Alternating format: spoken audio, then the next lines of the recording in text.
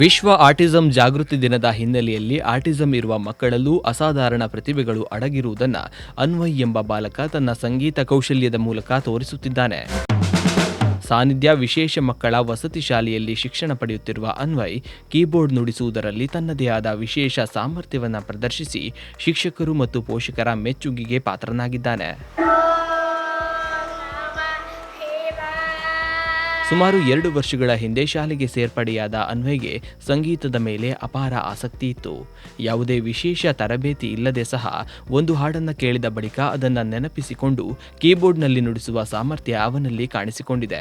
ಶಾಲೆಯ ವಿವಿಧ ಕಾರ್ಯಕ್ರಮಗಳಲ್ಲಿ, ವಿಶೇಷವಾಗಿ ಸ್ವಾತಂತ್ರ್ಯ ದಿನಾಚರಣೆ ಹಾಗೂ ವಾರ್ಷಿಕ ಕಾರ್ಯಕ್ರಮಗಳಲ್ಲಿ ಅವನು ನೀಡಿದ ಸಂಗೀತ ಪ್ರದರ್ಶನಗಳು ಎಲ್ಲರ ಗಮನ ಸೆಳೆದಿವೆ. ನಮಸ್ಕಾರ, ನಾನು ಡಾಕ್ಟರ್ ವಸಂತ್ ಕುಮಾರ್ ಶೆಟ್ಟಿ. ಏಪ್ರಿಲ್ 2 ಪ್ರತಿ ವರ್ಷ ಏಪ್ರಿಲ್ 2 ಅಂತಾರಾಷ್ಟ್ರೀಯ ಆಟಿಸಂ ದಿನವೆಂದು ಆಚರಿಸಲ್ಪಡುತ್ತದೆ. ಆಟಿಸಂ ಎನ್ನುವುದು ಒಂದು ರೀತಿಯಲ್ಲಿ ಹೇಳುವುದಾದರೆ ಅದು ತೀವ್ರವಾಗಿ ಕ್ಷೀಣಗೊಳಿಸುವ, ಸಂಪೂರ್ಣ ಜೀವಿತಾವಧಿಯಲ್ಲಿ ಅನುಭವಿಸಬೇಕಾದ ಒಂದು ವಿಕಲತೆಯ ವ್ಯವಸ್ಥೆ. ಇದು ಜೀವನದ ಪ್ರಾರಂಭದ ಮೊದಲನೆಯ 2 ಅಥವಾ 3ನೇ ವರ್ಷದಲ್ಲಿ ಕಂಡು ಬರ್ತದೆ. 1,000 ಜನನದಲ್ಲಿ ಸುಮಾರು 2-3 ಪ್ರಕರಣಗಳಲ್ಲಿ ಮಾತ್ರವೇ ತೀವ್ರವಾದ ಮಾನಸಿಕ ಅಂಗವಿಕಲತೆ ಅಥವಾ ಅದರ ಗುಣಲಕ್ಷಣಗಳು ಕಂಡು ಬರ್ತದೆ. ಆಟಿಸಂ ಬಾಲಕಿಯರಿಗಿಂತಲೂ ಬಾಲಕರಲ್ಲಿ ಹೆಚ್ಚಿನ ಸಂಖ್ಯೆಯಲ್ಲಿ ಇದೆ ಅಂತ ಹೇಳಿದ್ರೆ ಅದು ತಪ್ಪಾಗಲಾರದು. ಎಲ್ಲ ಜನನಾಂಗದ, ಭಾಷೆಯ, ಎಲ್ಲ ಸಾಮಾಜಿಕ ಹಿನ್ನೆಲೆ ಉಳ್ಳಂತ ಜನರಲ್ಲಿ ಕೂಡ ಇದು ಕಂಡು ಬರ್ತದೆ. ಮತ್ತು ಇನ್ನೊಂದು ಮುಖ್ಯ ವಿಶೇಷ ಅಂತ ಹೇಳಿದ್ರೆ, ಅತಿ ಹೆಚ್ಚು ಒಂದು ವಿಶೇಷ ಜ್ಞಾನ ಇರುವವರು ಅಥವಾ ವಿಶೇಷ ಐಕ್ಯೂ ಇರುವವರು ಇಂಥ ಕುಟುಂಬಗಳಲ್ಲಿ ಕೂಡ ಇಂಥ ಮಕ್ಕಳು ಕಂಡು ಬರ್ತಾರೆ. ಇಲ್ಲಿ ಮುಖ್ಯವಾಗಿ ಹೇಳೋದಂದ್ರೆ, ಆಟಿಸಂ ಅಲ್ಲಿ ಕೂಡ ಬೇರೆ ಬೇರೆ ರೀತಿಯ ಕ್ಲಾಸಿಫಿಕೇಶನ್ ಇದೆ. Mild, moderate, severe, profound.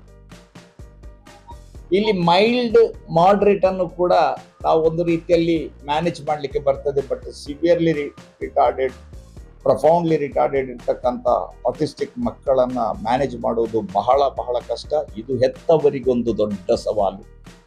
ಆದರೂ ಇಲ್ಲಿ ಏನು ಆಟಿಸಂ ಸ್ಪೆಕ್ಟ್ರಮ್ ಡಿಸಾರ್ಡರ್ ಅಂತ ಹೇಳ್ತೇವೆ ನಾವು, ಅದು ಇದ್ದು ಕೂಡ ಸಾಧನೆ ಮಾಡಿದವರು ಬಹಳಷ್ಟು ಮಂದಿ ಇದ್ದಾರೆ. ಬಿಲ್ ಕ್ರಿಸ್ಟ್, ಮೆಸ್ಸಿ, ಕರಣ್ ಜೋಹರ್ ಇವರಿಗೆಲ್ಲ ಈ ಟೆಂಡೆನ್ಸಿ ಇದ್ರೂ ಕೂಡ ಸಾಧನೆಯ ಶಿಖರಕ್ಕೇರಿದ್ದಾರೆ.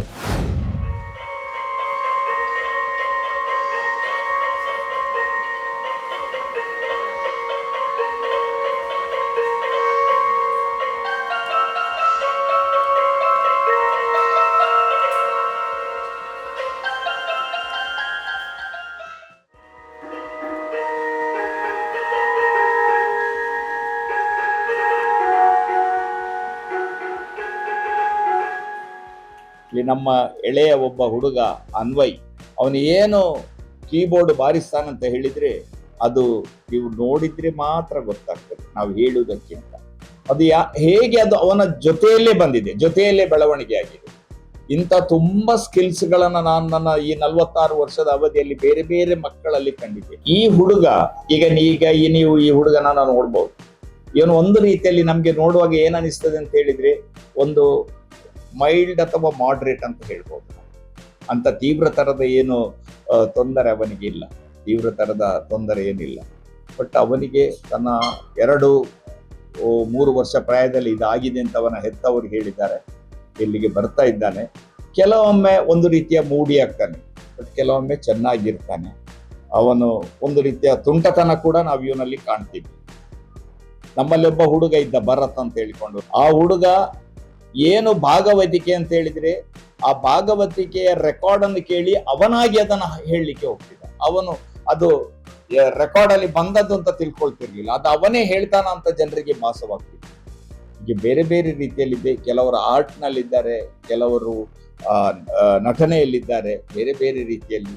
ಆದರೆ ಇವರಲ್ಲಿ ಕೆಲವರಲ್ಲಿ ಇರ್ತಕ್ಕಂಥ ತೀವ್ರತರದ ವರ್ತನೆಯ ಸಮಸ್ಯೆಗಳು ಮಾತ್ರ ನಮ್ಮ ಶಿಕ್ಷಕ ವರ್ಗಕ್ಕೂ ನನಗೂ ಹೆತ್ತವರಿಗೂ ಒಂದು ಸಮಸ್ಯೆ ಅಂತ ಹೇಳಿದರೆ ತಪ್ಪಾಗೈತೆ. ಅವರು ಹುಚ್ಚರು ಎಂಬ ಒಂದು ಹಣೆಪಟ್ಟಿಯನ್ನು ಕೆಲವೊಮ್ಮೆ ಸಮಾಜ ನಮ್ಮ ಮಕ್ಕಳಿಗೆ ಕಟ್ತದೆ. ಅದಲ್ಲ. ದೇ ಆರ್ ನಾಟ್ ಮೆಂಟಲಿ ಇಲ್ people, they are intellectually disabled person.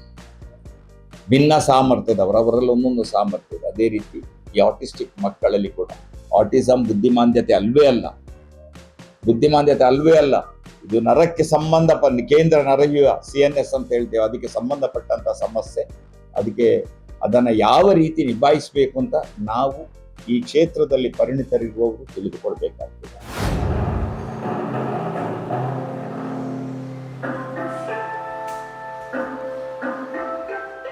ಕಳೆದ 2 ವರ್ಷದ ಹಿಂದೆ ಸಾನ್ನಿಧ್ಯ ಶಾಲೆಗೆ ಬಂದು ಅವರು ಅಡ್ಮಿಷನ್ ತಕೊಂಡ್ರು.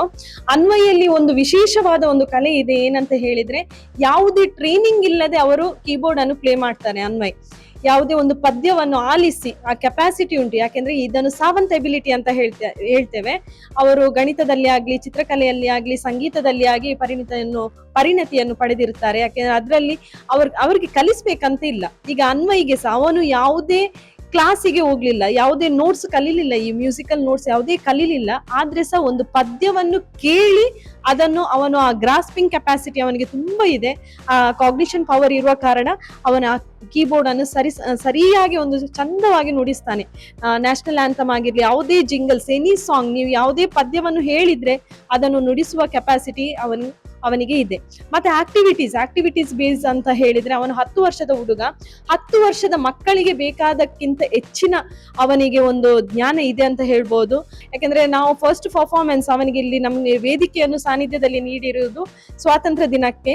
ಆ ದಿನದಂದು ಅವನು ರಾಷ್ಟ್ರಗೀತೆಯನ್ನು ಬಾರಿಸಿದ್ದಾನೆ. ಅದೇ ರೀತಿ ಕಳೆದ 2 ವರ್ಷದಿಂದ ನಮ್ದು ಏನು ಆನ್ಯುವಲ್ ಕಾರ್ಯಕ್ರಮ ಕದ್ರಿ ಪಾರ್ಕ್ ಅಲ್ಲಿ ನಾವು ಆಯೋಜಿಸ್ತೇವೆ, ಆ ಕಾರ್ಯಕ್ರಮದಲ್ಲಿ ಬೇರೆ ಬೇರೆ ಪದ್ಯಗಳನ್ನು ಏನು ಅವನು ಕೇಳಿ ಅದನ್ನು ನುಡಿಸುವ ಕೆಪಾಸಿಟಿ ಅವನಲ್ಲಿದೆ.